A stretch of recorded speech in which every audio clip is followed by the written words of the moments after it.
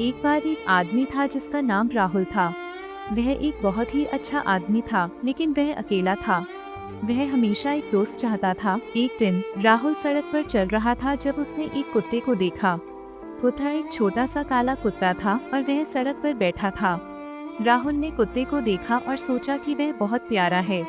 उसने कुत्ते को उठाया और उसे घर ले गया। राहुल ने कुत्ते का नाम टोबी रखा। टोबी एक बहुत ही अच्छा कुत्ता था। वह राहुल से बहुत प्यार करता था और राहुल भी टोबी से बहुत प्यार करता था।